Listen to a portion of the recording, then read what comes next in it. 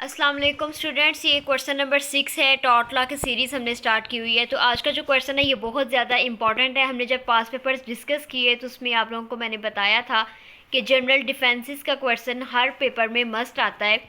इसमें कोई 3-4 डिफेंसेस के नाम पर्टिकुलर पूछ के वो बता सकता है कि आप एक्सप्लेन करें, या फिर ओवरऑल डिफेंसेस को आप बताएं, आपने बताना है। लेकिन मस्ट नहीं है कि हर पेपर में ही आए, लेकिन फिर भी आपको पता है टॉट के हर सवाल में हमने डिफेंसेस को मस्ट कवर किया है।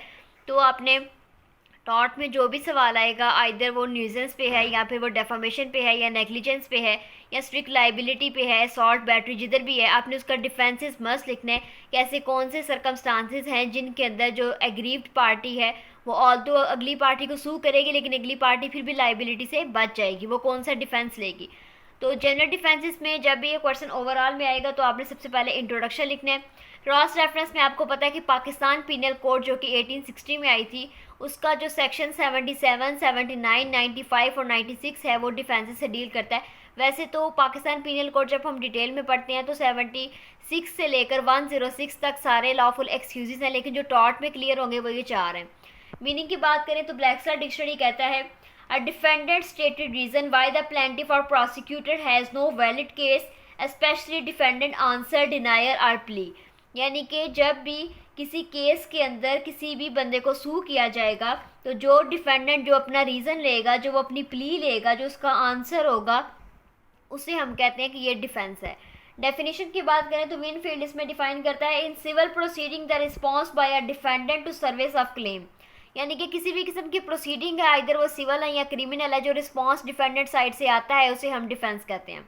उसके बाद डिफेंसेस आपने बताने हैं। इसमें सर फ्रेडरिक पोलो की डेफिनेशन है कि rules of immunity which limit the rules of liability, उसको हम डिफेंसेस कहते हैं। यानी कि ऐसे रूल्स जो आपको लाइबिलिटी से डिस्चार्ज कर दें, जो आपको लाइबल करार ना होने दें, उसको हम डिफेंसेस की कैटेगरी में फॉल करते हैं।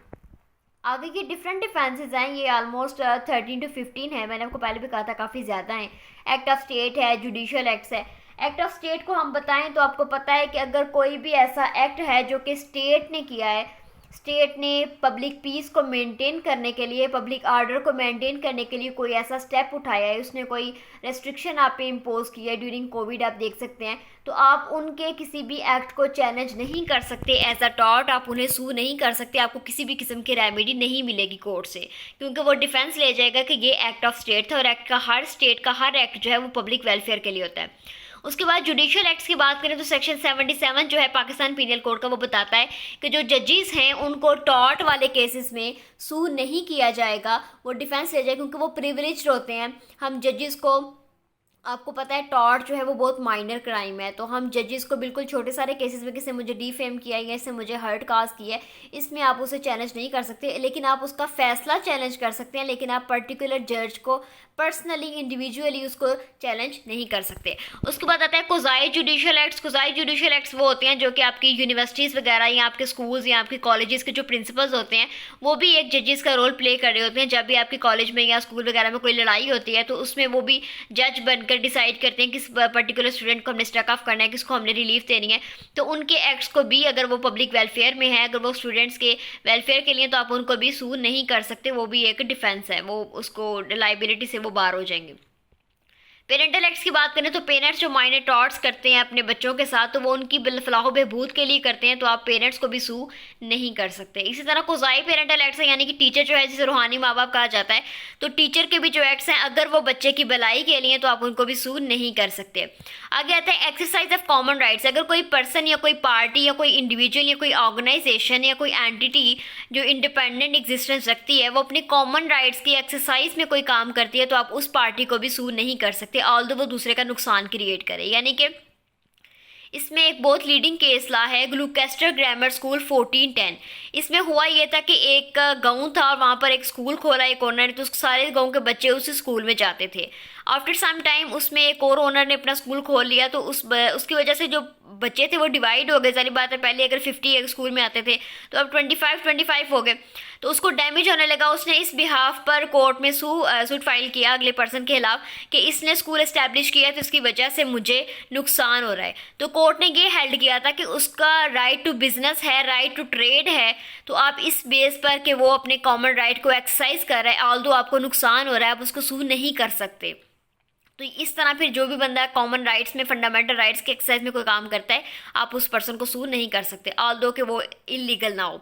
आगे आता है स्टैट्यूटरी अथॉरिटी। अगर किसी पर्सन के पास, किसी ऑफिसर के पास कोई स्टैट्यूटरी अथॉरिटी है, कोई लाइसेंस है, कोई स्टेट का एक्ट की वजह से उसने कोई काम किया है, तो आप उसको भी सूट फाइल नहीं कर सकते उसके अगेंस्ट पे। इसमें केस लाता है वाउगन वर्सेस स्टाफवेयर रेलवे कंपनी 1860 का। इस केसला में ये हुआ था कि एक फॉर्मेट था या एक ट्रेन थी रेलवे की कंपनी आप कह सकते हैं, उन्होंने अपने इंजन में लोकोमोटिव स्टीम यूज़ किया हुआ था, जिसकी वजह से स्पार्क्स निकले और स्पार्क्स की वजह से जो करीबी खेत था उसको आग लग गई। उसका जो फार्मर ओनर था उसने जाकर सूट फाइल कर दिया रेलवे कंपनी के अगेंस्ट कि इनकी वजह से मुझे नुकसान हुआ, तो अब इनकी रिलीफ बनती है, मुझे रिलीफ दें। लेकिन फिर कोर्ट ने हेल्ड किया कि जो ट्रेन है, जो रेलवे कंपनी है, उनके पास जो इंजन में जो चीज़ वो यूज़ करते हैं, वो उनके पास स्टैट्यूटरी अथॉरिटी है, उनके पास ये प्रिविलेज्ड है या उनके पास ये लॉफुल है, उनको अलाउ किया गया कि वो इस इंजन को यूज़ करें, तो इसलिए वो हेल्ड लायबल नहीं हो सकते, उनको लायबल आप हेल्ड नहीं कर सकते क्योंकि उन्होंने अपनी उस ड्यूटी को पूरा किया। उसके बाद आपका प्राइवेट डिफेंस आता है। आपको पता ही है, तो बहुत ही इंपॉर्टेंट प्राइवेट डिफेंस है। इसमें विनफील्ड डिफाइन करता है कि nature prompts a man who is struck to resist, यानी कि जब इंसान किसी चीज़ में फंस जाता है तो उसमें इंसान के अंदर से ही, नेचर ने ही इंसान के इंस्टिंक्ट्स में ऐसी वैल्यूज़ रखी हुई है कि इंसान खुद ब खुद अपना उस काम को बचाने की कोशिश करता है। आपको जब गर्म चीज़ से बंदा हाथ लगता है तो बंदा उसे एकदम से पीछे करता है, तो ये नेचर ने ही हमारे अंदर इन चीज़ों को पुट आउट किया हुआ है। तो इस सेक्शन जो PPC का है वो 96 से लेकर 106 तक प्राइवेट डिफेंस से डील करते हैं। इसके एसेंशियल्स की बात देखें तो हम लोग इसको प्रूव करना काफ़ी डिफिकल्ट होता है कि आपने प्राइवेट डिफेंस में ये काम किया, यानी कि आपको इमिनेंट थ्रेट होना चाहिए, आपकी ऐसा थ्रेट हो कि अगर आपने ये काम ना करते तो आपकी खुद की जान चली जाती है, आपने प्रॉपर्टी के डिफेंस में किया है। तो ये PPC में भी हम लेता से क्वेश्चन पढ़ेंगे, इसमें ऐसा डिफेंस यूज़ होगा। उसके बाद आता है प्लेंटी फॉर रॉन्ग डूअर। इसमें एक किसी भी पर्सन के अगेंस्ट आप केस फाइल नहीं कर सकते अगर ये प्रूफ हो जाए कि जो बंदा केस फाइल करने के लिए गया है, जो एग्रीव्ड पार्टी है, उसका अपना ही कसूर था। इसमें बेस मैक्सिम आता है, लैटिन मैक्सिम है ये, एक्सटर्पी काउजा नॉन ऑडिटर एक्शो, यानी कि no action lies for an immoral cause, यानी कि अगर कोई इंसान खुद की गलती की वजह से अपनी उसकी कोई मिस्टेक हुई है तो उसको कोई नुकसान हो गया, अगले की थोड़ी सी मिस्टेक थी और उसने इस बिहाफ पे अगले बंदे को सू कर लिया, तो ऐसा नहीं हो सकता। अगर उसकी अपनी भी गलती है तो फिर कोर्ट अगले बंदे को रिलीफ के लिए मजबूर नहीं करेगी। आगे आता है act of God. Act of God ये कि अगर कोई ऐसा काम है जिसमें अल्लाह ताला की मर्जी थी या अल्लाह ताला के किसी काम की वजह से नुकसान हुआ है, तो फिर उस पर्सन को भी आप सू नहीं कर सकते। इसमें जो रायलैंड वर्सेस फ्लेचर है, इस केस लॉ के अंदर पहली दफ़ा एक्ट ऑफ गॉड को डिफाइन किया गया था। इसके एसेंशियल्स की बात करें तो एसेंशियल्स में इसका ये चीज़ आपको प्रूव करनी पड़ती है कि एक्ट ऑफ गॉड वाले केसेस में इंसान की कोई भी अमल दखल ना हो, यानी कि इंसान ने कोई भी काम ना किया हो, टोटली जो चीज़ें हैं तो अल्लाह ताला की मर्ज़ी से ही टोटली नज़र आना चाहिए कि नेचर के बिहाफ पे थे, नेचर पे डिपेंडेंट था। इसमें जो केस लॉ है वो है निकोल्स वर्सेस मार्सलैंड। इसमें ये हुआ था कि दो घर थे, बिल्कुल करीब थे, एक घर में एक स्विमिंग पूल था, बारिश आई, स्विमिंग पूल भर गया तो उसका पानी जो दूसरे घर में चला गया, तो उस आदमी ने फिर केस फाइल कर दिया कि इसके घर की स्विमिंग पूल की वजह से मुझे नुकसान हुआ, मेरे घर में पानी आया, मुझे डैमेज हुआ, ये चीज़ें। तो फिर उसने प्रूव किया कि इसमें मेरी कोई इंटरवेंशन नहीं है, मैंने कुछ नहीं किया, ये मुझे तो पता भी नहीं कब बारिश आई है, कब पानी ओवरफ्लड हो गया, इसके घर में चला गया। तो कोर्ट ने ये हेल्ड किया था कि ऐसे काम जो एक्ट ऑफ गॉड की वजह से होते हैं उनमें आप डैमेजेस क्लेम नहीं कर सकते। इसके अगर बेस देखें तो विस मेजर आता है लैटिन मैक्सिम, ये लैटिन टर्म है विस मेजर, जिसका मतलब act of God. Inevitable accident ये होता है कि इसकी डेफिनेशन आपने बतानी है कि ऐसा काम जो कि लॉफुल तरीके से किया जाए, लॉफुल मैनर में किया जाए, लॉफुल मीन्स के में किया जाए, लॉफुल पर्पस के लिए किया जाए और लॉफुल हो।